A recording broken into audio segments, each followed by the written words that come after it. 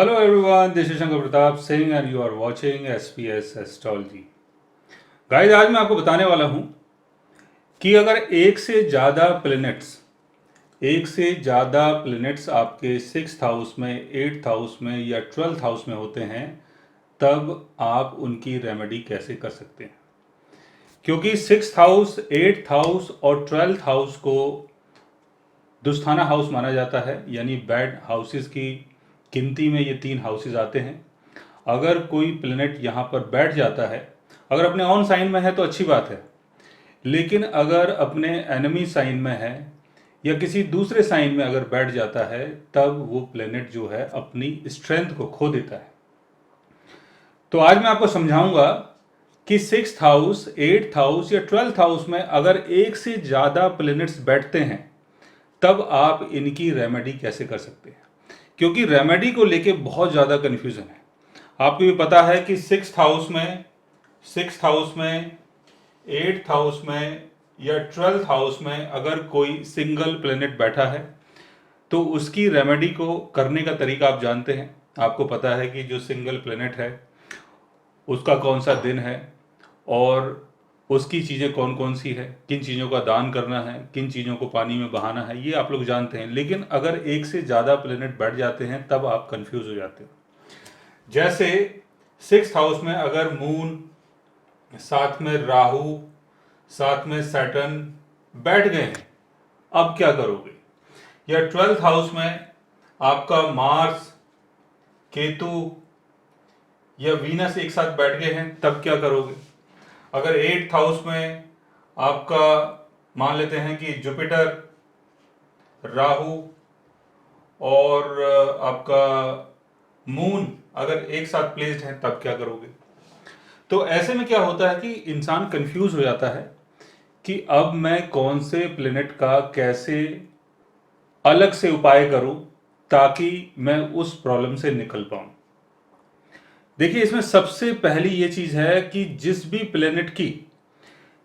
Planet की दशा चल रही है और जो प्लेनेट आपके 6th हाउस में बैठा है, यानी 6th हाउस में अगर कोई प्लेनेट बैठा है और उसकी दशा चल रही है, जैसे राहु यहां पर प्लेस्ड है, राहु की दशा चल रही है, तो राहु की जब दशा चलेगी तो राहु यहां पर सबसे ज्यादा एक्टिव होगा। तो इस पीरियड में अगर आप राहु की रेमेडी करते हैं तो आपके लिए बहुत अच्छा रहेगा। और अगर सैटर्न की दशा चल रही है और सैटर्न की अगर आप रेमेडी करते हैं तो बहुत अच्छा रहेगा। राहु की महादशा चल रही है, सैटर्न की अंतरदशा चल रही है और मून की प्रत्यंतर दशा चल रही है, तब आप इन तीनों की रेमेडी करते हो तो बहुत अच्छा रहेगा। यानी जिस भी प्लेनेट की दशा चल रही है, चाहे वो 6th हाउस में है, 8th हाउस में है, 12th हाउस में है, और उसके कारण अगर आपको कोई परेशानी महसूस हो रही है तो आप उस दशा में उसकी रेमेडी कर सकते हैं। लेकिन एक सिंपल सी बात मैं आपको बताना चाहता हूं कि यहां पर आपको दशाओं के चक्कर में नहीं पड़ना है। दशा के बारे में अगर आप जानते हैं, यानी किसी को अगर आपने अपना हॉरोस्कोप दिखाया और उन्होंने बोला भाई आपकी कुंडली में तो केतु की दशा चल रही है और केतु प्लेस्ड है आपके मार्स के साथ 12th हाउस में, तो यहां पर आप केतु की रेमेडी करें। लेकिन दशा के बारे में अगर आपको नहीं पता है तब भी आप केतु की रेमेडी कर सकते हैं। और केतु की रेमेडी के लिए आपको पहले ये पता होना चाहिए कि केतु का संबंध किन चीजों से है, यानी ऐसी कौन सी चीज है जिसकी रेमेडी करने से केतु ठीक होगा, या सैटर्न की ऐसी कौन सी चीज है जिसकी रेमेडी करने से सैटर्न ठीक होगा, या मून की ऐसी कौन सी चीज है जिसकी रेमेडी करने से मून ठीक होगा। दूसरा, आपको इस चीज का और भी पता होना चाहिए कि किसी भी ग्रह की अगर हम रेमेडी कर रहे हैं तो आपको यह भी देखना है कि जो रेमेडी करनी है वो उसी दिन करनी है जिस दिन से उस ग्रह का संबंध है। जैसे शनि का संबंध आपके शनिवार से है, सूर्य का संबंध आपके संडे से है, रविवार से है, चंद्र का संबंध आपके मंडे से है यानी सोमवार से है, मंगल का संबंध मंगलवार से है, बुध का संबंध बुधवार से है, गुरु का संबंध गुरुवार से है, शुक्र का संबंध फ्राइडे से है यानी शुक्रवार से है। तो इस तरीके से जो भी ग्रह यहाँ पर बैठे हुए हैं, चाहे उनकी दशा चल रही है या नहीं चल रही है, उनकी रेमेडी आप कभी भी कर सकते हो। लेकिन दशा में क्या होता है कि वो जो प्लेनेट हैं वो उस हाउस से संबंधित चीजों को आपको एक्सपीरियंस करवाते हैं। तो दशा के टाइम भी अगर आप रेमेडी करते हैं तो उसका भी फल आपको मिलेगा, लेकिन दशा नहीं चल रही है तब भी आप रेमेडी कर रहे हो तब भी उसका फल आपको मिलेगा। तो यहां पर आपको कंफ्यूज नहीं होना है। अगर 3 प्लेनेट, 10 प्लेनेट, 5 प्लेनेट, 10 तो नहीं होते खैर टोटल हमारे 9 प्लेनेट्स हैं और उसमें 7 जो है वो मेन है, लेकिन 10 प्लेनेट तो नहीं होता। वैसे काफ़ी प्लेनेट्स हैं और भी दुनिया में, पूरे ब्रह्मांड में पता नहीं कितने कितने सारे प्लेनेट्स हैं, लेकिन हमारे ऊपर जो सबसे ज़्यादा असर है इन 9 ग्रहों का है। और उसके बाद आपका नेपच्यून हो गया, प्लूटो हो गया, यूरेनस हो गया, उनका अलग अलग है। तो मैं ये बता रहा था कि ये जो प्लेनेट्स हैं इनको आपको ये देखना है, जैसे राहु यहाँ पर प्लेस्ड है और राहु की आपको रेमेडी करनी है। तो राहु की रेमेडी आप शनिवार के दिन कर सकते हैं। और चंद्र यहां पर बैठा है, चंद्र की रेमेडी आप मंडे वाले दिन कर सकते हैं। शनि यहां पर बैठा हुआ है, शनि की रेमेडी आप शनिवार वाले दिन कर सकते हैं। अब रेमेडी क्या करनी है आपको, बात ही आती है। तो मैं यहां स्टार्ट करता हूं सूर्य से। सूर्य यानी संडे से हम स्टार्ट करते हैं। सूर्य अगर आपके 6th हाउस में, 8th हाउस में या 12th हाउस में है तो सूर्य की रेमेडी है गुड़ और गेहूं। गुड़ और गेहूं का दान करें या गुड़ और गेहूं को बहते हुए पानी में बहा दें। यानी 1 मुट्ठी गुड़, 1 मुट्ठी गेहूं आपने लिया और संडे वाले दिन मॉर्निंग में, ये उपाय आपको मॉर्निंग में करना है, और उसको बहते पानी में आपने बहा दिया या किसी को डोनेट कर दिया। किसी को अगर आपको दान करना है तो आपको ज़्यादा गुड़ लेना पड़ेगा, ज़्यादा गेहूं लेना पड़ेगा, तभी आप उसको दान कर सकते हैं। तो ये तो रहा सूर्य का दान। चंद्र का दान, चंद्र के लिए सफेद चीजों का आपको दान करना है, और चंद्र का जो दान है वो भी आपको मंडे वाले दिन करना है। मंडे वाले दिन मॉर्निंग में कभी भी आप चंद्र का दान कर सकते हैं। दूध, पानी, कोई भी सफेद कलर का कपड़ा, कोई भी ऊनी कपड़ा, ठीक है, इन सब चीजों का दान कर सकते हैं। मोती का दान कर सकते हैं, आपने सुना होगा ना मोती दान किए होंगे, तो मोती का दान आप मंडे वाले दिन कर सकते हैं मॉर्निंग में। और अगर दान करने के लिए कोई नहीं मिलता, यानी जिस पर्सन को आपको दान करना है अगर वो पर्सन नहीं मिलता, तो आप थोड़ा सा दूध बहते पानी में बहा दें। या कोई भी वाइट कलर की चीज़, वाइट कलर की कोई भी चीज़, जैसे आपने मान लो अपने घर में खीर बनाई है तो थोड़ी सी खीर किसी कटोरी में लें, चम्मच में लें और उसको बहते पानी में बहा दें। तो ये तो हो गया आपका चंद्र का दान। मंगल का दान यानी मार्स का दान आपको मंगलवार के दिन करना है, वो भी मॉर्निंग में करना है। मंगल का संबंध है लाल कलर की चीज़ों से, रेड कलर की चीज़ों से। तो लाल मसूर दाल का दान कर सकते हैं, किसी को भी आप दे सकते हैं। 5 किलो, 10 किलो, 15 किलो, 20 किलो, कोई भी नीडी पर्सन है उसको आप दान कर दें। अगर दान करने के लिए कोई नहीं मिलता तो लाल मसूर की दाल 1 मुट्ठी आपको लेनी है, और वो मंगलवार वाले दिन मॉर्निंग में, मॉर्निंग का मतलब हो गया कि 12 बजे से पहले, 12 बजे से पहले कभी भी आप उसको 1 मुट्ठी मसूर की दाल आपको लेनी है और बहते पानी में आपको बहा देना है। अब पानी कैसा होना चाहिए, पानी जो है वो बहता हुआ होना चाहिए। कोई ऐसा पानी ना हो जो रुका हुआ हो, ठहरा हुआ हो, गंदा हो, नाला हो, ऐसी जगह आपको नहीं करना है। साफ पानी में आपको इन चीज़ों को बहाना है।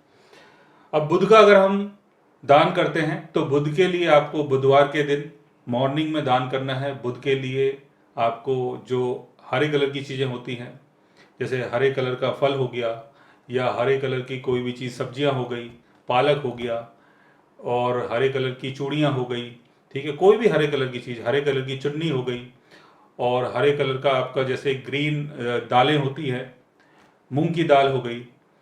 तो हरे चीज़ों का दान करें और नीडी पर्सन को करें। अगर कोई नीडी पर्सन नहीं मिलता तब आप 1 मुट्ठी मूंग की जो दाल होती है, साबुत मूंग की दाल, उसको 1 मुट्ठी हाथ में भरें और उसको बहते पानी में आप बहा दें बुधवार के दिन।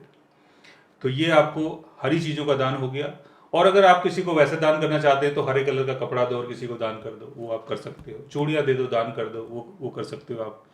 फिर बुध के बाद गुरु का दान, गुरु का दान भी आपको मॉर्निंग में करना है, 12 बजे से पहले करना है। तो इसके लिए आप पीली जो दाल होती है, जैसे चने की दाल हो गई, अरहर की दाल हो गई, इन दालों का आप दान कर सकते हो। 2 किलो, 4 किलो, 20 किलो, 50 किलो, जितना भी आपका मन करता है। और पीली खिचड़ी हो गई। दूसरा केले का दान हो गया, पीले फल का दान हो गया, पीले कपड़े का दान हो गया, गोल्ड का दान हो गया। इन सब चीज़ों का दान आप कर सकते हैं और वो भी मॉर्निंग में आपको करना है 12 बजे से पहले। अगर दान करने के लिए कोई नहीं मिलता तो एक मुट्ठी दाल लेनी है आपको पीले कलर की और उसको बहते पानी में बहा देना है गुरुवार के दिन। फिर उसके बाद शनि का दान।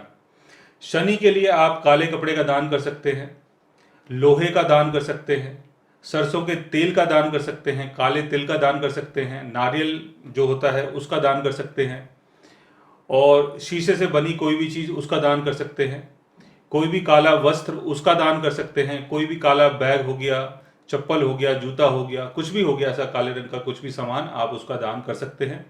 और अगर कोई नहीं मिलता तो आपको क्या करना है, नारियल को आपको बहते पानी में बहा देना है, लेकिन शनि का जो दान है वो आपको सूर्य अस्त के बाद करना है। काले तिल को आप बहते पानी में बहा सकते हैं, नारियल को आप बहते पानी में बहा सकते हैं, ये शनि का दान आपका हो जाता है। तो मैंने आपको सूर्य से लेकर शनि का दान बताया। राहु का जो दान है वो भी आपको शनिवार को करना है सूर्य अस्त के बाद। राहु के लिए आपको क्या करना है, जौ का दान करें, या तो जौ को किसी मंदिर में या किसी धर्म स्थान में रख के आ जाए, या एक मुट्ठी जौ आपको हाथ में लेना है और उसको बहते पानी में बहा देना है। तो ये हो गया आपका राहु का दान। और ब्लैक कलर के डॉग को फीड करना है। अगर आप शनि का दान कर रहे हो या राहु का दान कर रहे हो तो ब्लैक कलर के डॉग को आप फीड करते रहें। केतु का जो दान है वो आपको या तो मंगलवार के दिन करना है या शनिवार के दिन करना है। और केतु का दान जो है वो सूर्य अस्त के बाद या सूर्य उदय से पहले करना है। केतु का जो समय है वो है सूर्य उदय से पहले। सूर्य उदय से पहले का जो टाइम होता है उसको हम केतु का टाइम बोलते हैं। और उस टाइम अगर आप इन चीज़ों को करते हैं, दान करते हैं, तो आपके लिए बहुत अच्छा होगा। केतु के लिए आप काले सफ़ेद कंबल का दान कर सकते हैं। केतु के लिए आप जो तिल होता है, तिल के लड्डू होते हैं काले और सफ़ेद तिल के, जो हम मकर संक्रांति वाले दिन जो कई बार दान करते हैं, आपने देखा होगा। तो काले सफ़ेद तिल के लड्डू का दान कर सकते हो, या काले सफ़ेद तिल के लड्डू को बहते पानी में बहा सकते हो। ज़्यादा नहीं बहाना है, एक आध लड्डू आप बहा सकते हैं। या काले सफ़ेद तिल को आप हाथ में लें और उसको बहते पानी में बहा दें। ये हो गया केतु का दान। केतु के लिए आप लहसुन और प्याज का भी दान कर सकते हैं, या लहसुन और प्याज को बहते पानी में बहा सकते हो। एक लहसुन एक प्याज, ज़्यादा नहीं। पानी में बहाना है तो ज़्यादा नहीं बहाना, उससे अच्छा तो आप किसी को दे दें, वो ज़्यादा अच्छा है। तो इस तरीके से केतु का दान करना है। और ब्लैक एंड व्हाइट कलर के डॉग को, ब्लैक एंड व्हाइट कलर की काव को फीड करना है। तो यहां पर मैंने आपको बताया, अगर एक घर में एक से ज्यादा प्लैनेट्स होते हैं तो टेंशन वाली बात नहीं है।